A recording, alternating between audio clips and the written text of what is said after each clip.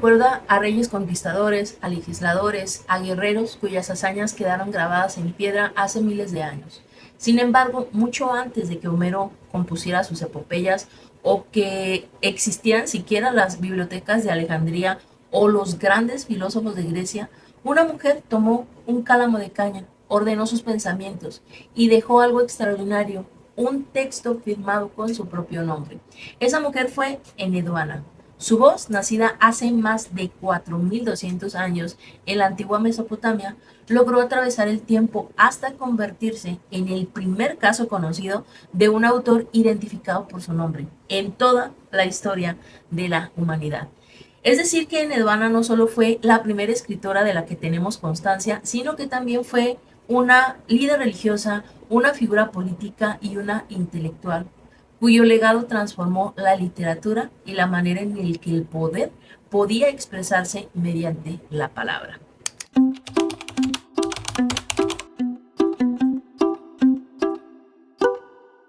Hola, soy Elena y te doy la bienvenida a Mujeres Fabulosas en la Historia, porque a lo largo y ancho de la historia ellas han sido reinas, guerreras, estrategas, inventoras, escritoras, porque el poder también tiene rostro de mujer. Pero antes de continuar, te invito a que te suscribas, a que actives la campanita de notificaciones para que no te pierdas nada de lo que subimos a lo largo de la semana. Dicho lo anterior, sin más por el momento, continuemos. Durante siglos su nombre permaneció oculto bajo toneladas de arena e enterrado junto con los templos y ciudades del antiguo Irak. Solo a finales del siglo XIX y durante el siglo XX, y gracias a las excavaciones arqueológicas y al desciframiento de la escritura cuneiforme, los especialistas comenzaron a reconstruir su historia. Desde entonces, Enedoana ha dejado de ser una figura casi que legendaria para convertirse en una de las mujeres mejor documentadas del tercer milenio antes de Cristo. Sin embargo, conocer su vida exige abandonar muchas ideas modernas y adentrarse en un mundo profundamente distinto al nuestro, donde la religión, la política y la literatura formaban parte de una misma realidad.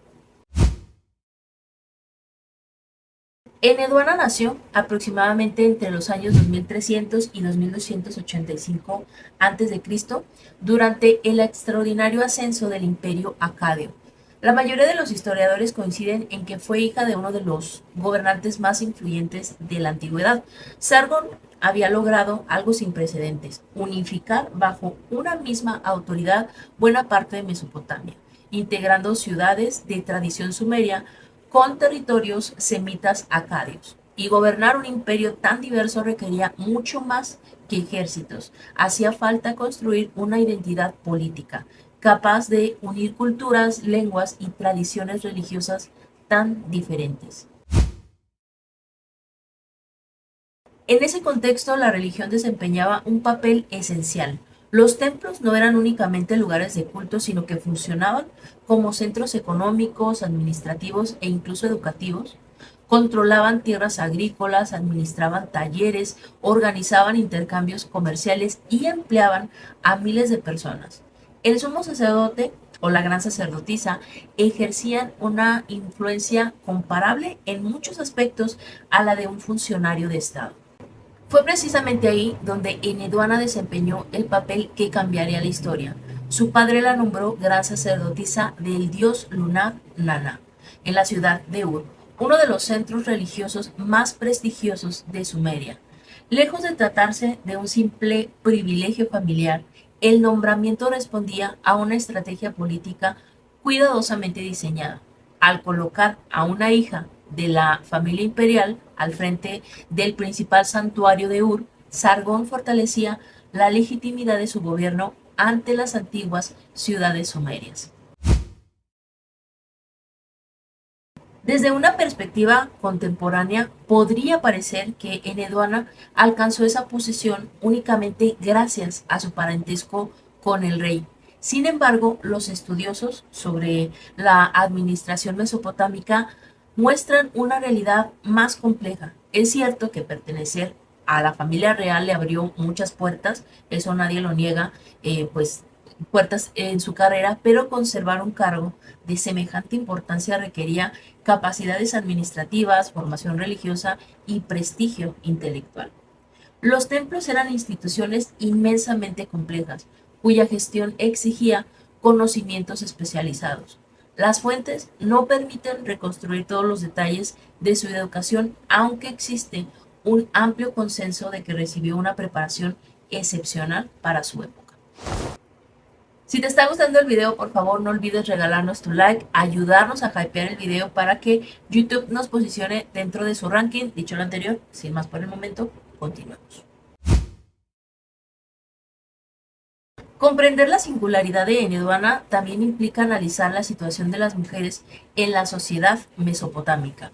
A menudo se presenta el mundo antiguo como un espacio donde las mujeres carecían de derechos, pero esa imagen resulta demasiado simplificada. La posición femenina variaba según la época, la región e incluso la clase social. Los códigos legales sumerios y acadios muestran que las mujeres podían poseer propiedades, administrar bienes, realizar transacciones comerciales e incluso comparecer ante tribunales. Algunas de ellas ejercían oficios especializados como es el de tejedoras, cerveceras, comerciantes o escribas, aunque estos últimos casos eran un poco menos frecuentes. Las mujeres pertenecientes a las élites disfrutaban de oportunidades inaccesibles para la mayoría de la población. Las princesas podían desempeñar funciones religiosas de enorme prestigio y algunas administraban importantes recursos económicos vinculados a los templos. No obstante, esas oportunidades no implicaban igualdad plena respecto a los hombres. El poder político-militar seguía concentrado casi exclusivamente en figuras masculinas, y las expectativas sociales sobre el matrimonio, la descendencia y la organización familiar limitaban las trayectorias femeninas. Enheduanna vivió precisamente dentro de esa paradoja, porque Enheduanna era una de las mujeres más influyentes de su tiempo y al mismo tiempo actuaba en un sistema profundamente jerarquizado, donde su autoridad derivaba tanto de su capacidad como de su pertenencia a la dinastía reinante y de su función religiosa. Su caso nos demuestra que la historia de las mujeres no puede reducirse únicamente a relatos de exclusión absoluta ni a historias de emancipación completa, porque las experiencias femeninas fueron diversas y dependieron de circunstancias sociales muy concretas. Su propio nombre refleja la importancia de su cargo.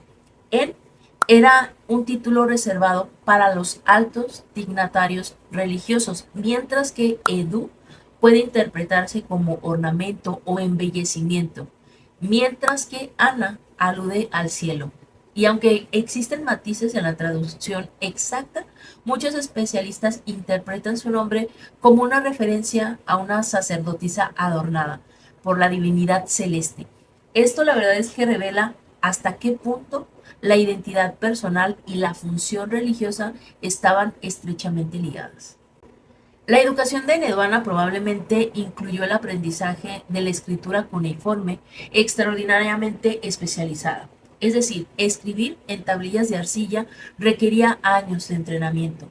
Los escribas aprendían cientos de signos, fórmulas administrativas, himnos religiosos y textos literarios. La alfabetización era un privilegio reservado a una pequeña minoría.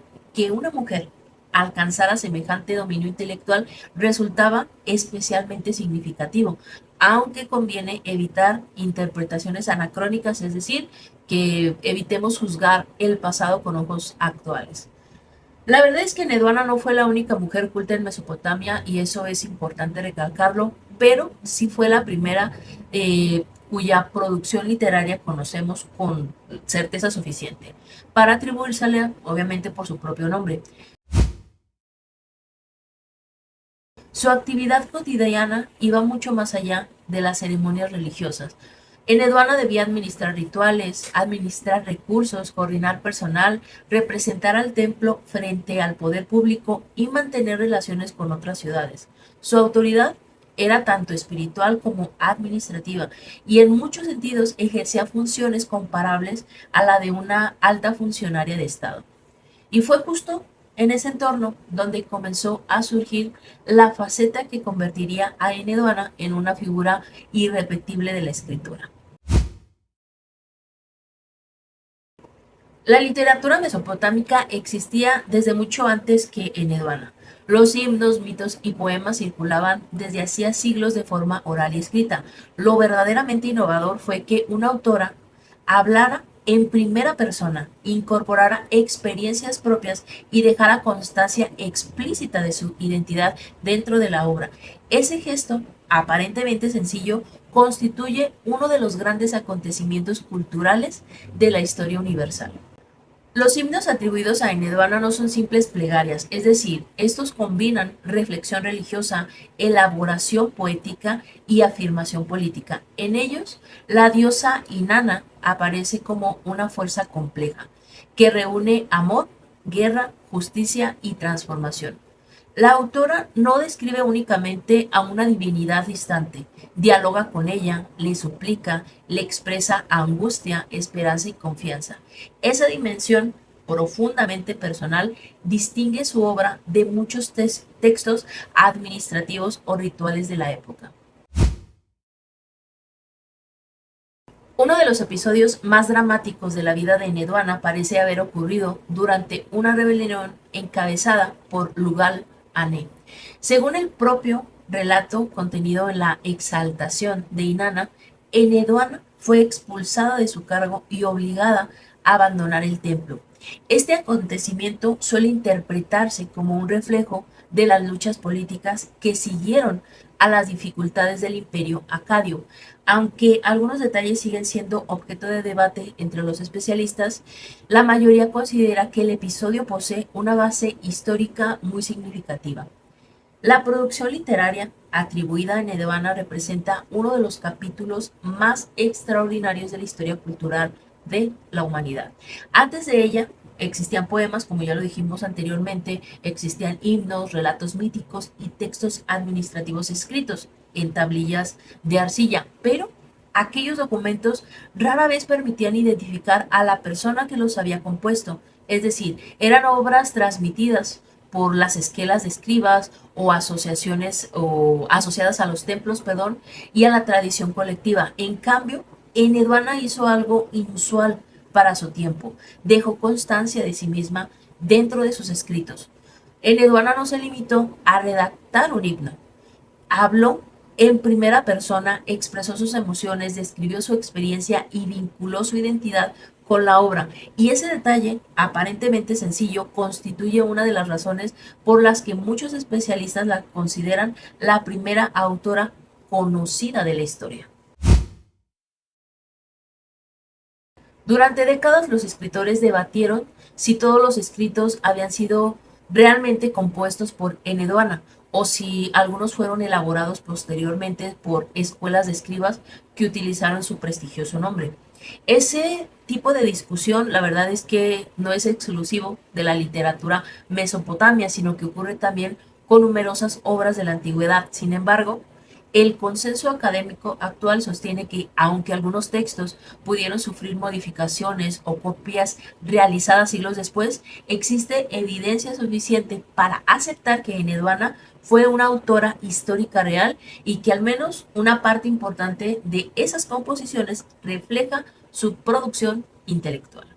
Y esa conclusión la verdad es que no surgió por simple tradición, sino gracias al estudio comparado de cientos de tablillas cuneiformes descubiertas en las ciudades como Ur, Nupur y otras antiguas urbes mesopotámicas. Los especialistas observaron similitudes estilísticas, fórmulas literarias recurrentes y referencias autobiográficas que apuntan hacia una misma figura histórica. Además, las escuelas de escribas del periodo paleobabilónico continuaron copiando sus signos durante varios siglos, señal de que eran consideradas obras de gran prestigio dentro del canon literario. En sus versos, Eneduana describe el momento en el que fue expulsada de su cargo como gran sacerdotisa durante una revuelta encabezada por Lugal Ane, un gobernante local que desafió la autoridad de la dinastía Acadia. La autora nos relata cómo fue apartada del templo, privada de su posición y obligada al exilio. Más allá de los elementos religiosos propios del género literario, muchos investigadores consideran que el poema conserva la memoria de un conflicto político auténtico, ocurrido durante los años finales del reinado de Sargón o, con mayor probabilidad, durante el gobierno de su sucesor. La situación era extremadamente delicada porque tras la muerte de Sargón, diversas ciudades sumerias aprovecharon la transición dinástica para rebelarse contra el dominio acadio. Los templos, debido a su enorme influencia económica y religiosa, se convirtieron inevitablemente en escenarios de ese tipo de disputas. En ese contexto, expulsar a la gran sacerdotisa nombrada por la familia imperial tenía un profundo significado político. Era un desafío al poder central. Resulta bastante significativo que una mujer desempeñara un papel tan relevante en ese proyecto cultural, no porque las mujeres estuvieran completamente excluidas de la vida intelectual, incluso las fuentes muestran que algunos escribas y sacerdotisas alcanzaron cierto prestigio, sino porque muchos dejaron una huella documental comparable. La conservación de su nombre es en sí misma una excepción extraordinaria. Conviene no convertir a Eneduana en una figura aislada que luchó sola contra toda la sociedad. Esa interpretación, frecuente en algunos relatos divulgativos, simplifica en exceso la realidad histórica, porque su posición fue posible evidentemente gracias a la combinación de muchos factores, es decir, Eneduana pertenecía a la familia gobernante, ocupaba uno de los cargos religiosos más importantes del país, recibió una educación excepcional y trabajó dentro de instituciones que valoraban profundamente la escritura.